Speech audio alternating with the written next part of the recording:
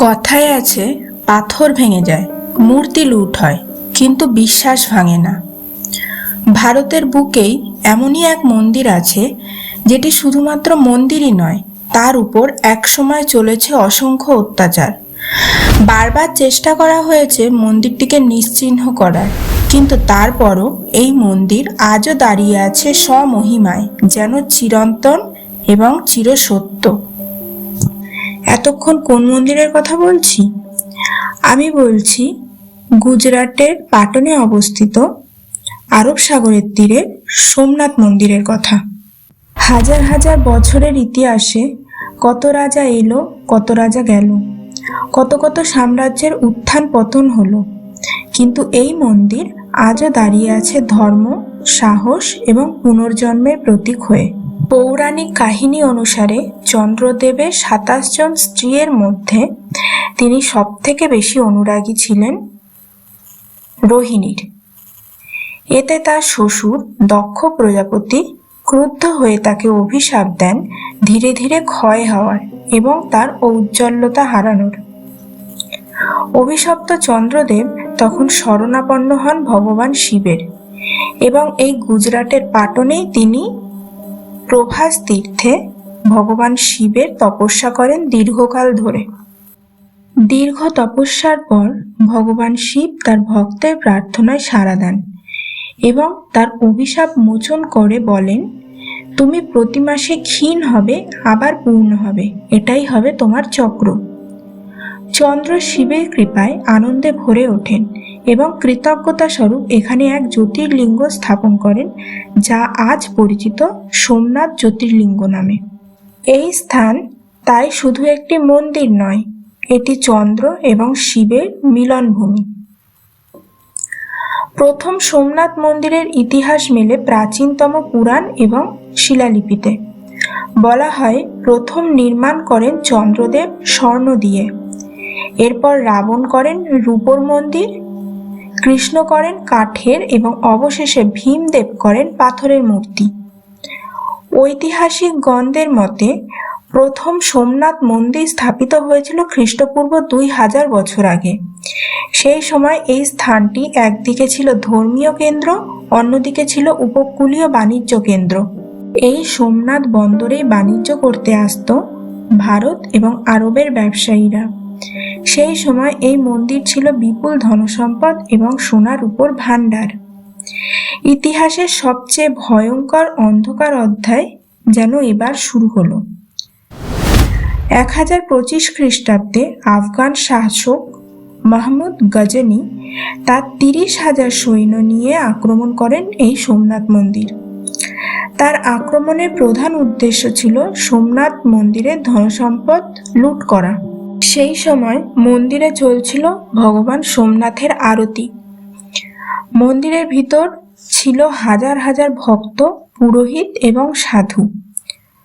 আরতির ঘণ্টার সঙ্গে ধ্বনিত হলো আরও এক ভয়ঙ্কর শব্দের, সেনাদের আক্রমণের শব্দ।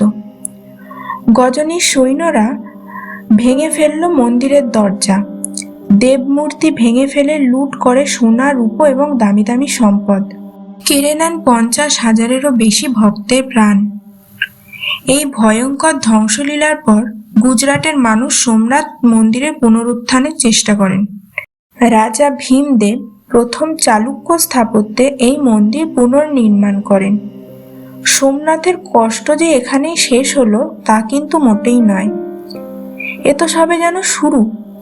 এরপর একে একে দিল্লির সুলতান আলাউদ্দিন খিলজি, মুঘল সম্রাট ঔরঙ্গজেব আরও অনেকে মোট ৭ বার এই মন্দিরটিকে আক্রমণ করেন। কিন্তু এতবার আক্রমণ করার পরও এই মন্দিরটি স্থানীয় মানুষ এবং তৎকালীন রাজাদের তৎপরতায় আজও স্বমহিমায় আলোকিত হয়ে আছে।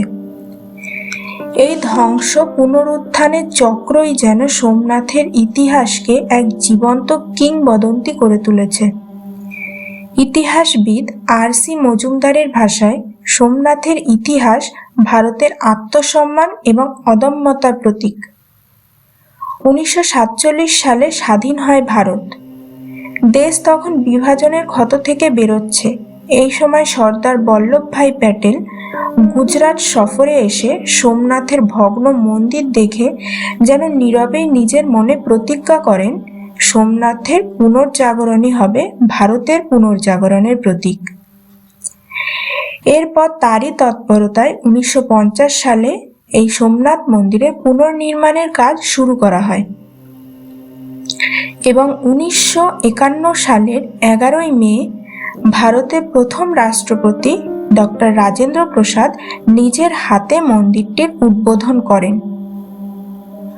সরকারি বাধা, ধর্মীয় বিতর্ক কোনো কিছুই যেন থামাতে পারেনি সোমনাথ মন্দিরের এই পুনর্জাগরণকে।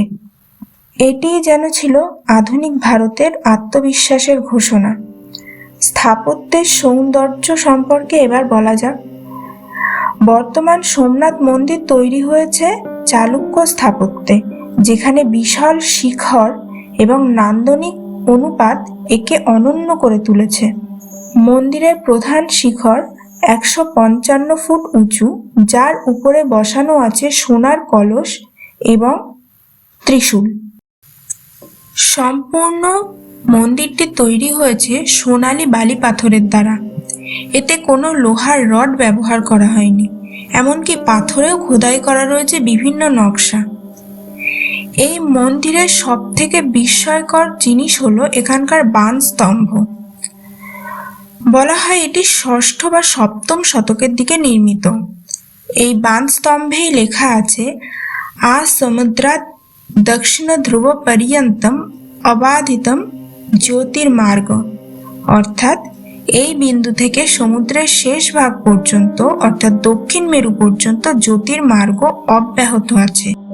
মানে কোনো ভূখণ্ড বা স্থলভাগ এর মধ্যে নেই। ভূতাত্ত্বিকগণ পর্যালোচনা করে দেখেছেন যে এই উক্তিটি পুরোপুরি সত্য। আজকের সোমনাথ মন্দিরে হাজার হাজার ভক্তের সমাগম হয় প্রতিদিন।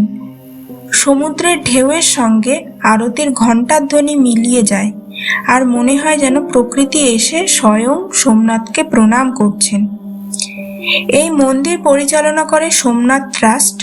প্রতিদিন রাতে অনুষ্ঠিত হয় সাউন্ড অ্যান্ড লাইট শো, যেখানে ইতিহাস জীবন্ত হয়ে ওঠে শব্দ এবং আলোর মাধ্যমে।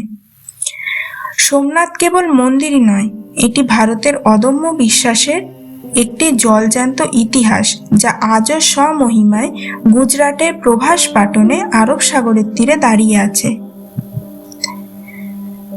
এতক্ষণ বললাম আমাদের প্রথম জ্যোতির্লিঙ্গ সম্পর্কে। আপনাদের কেমন লাগলো জানাতে ভুলবেন না কিন্তু। আর লাইক এবং সাবস্ক্রাইব করে পাশে থাকার অনুরোধ রইল। ভিডিওটি ভালো লাগলে শেয়ার করতে পারেন আপনার পরিচিত এবং বন্ধুদের সাথে।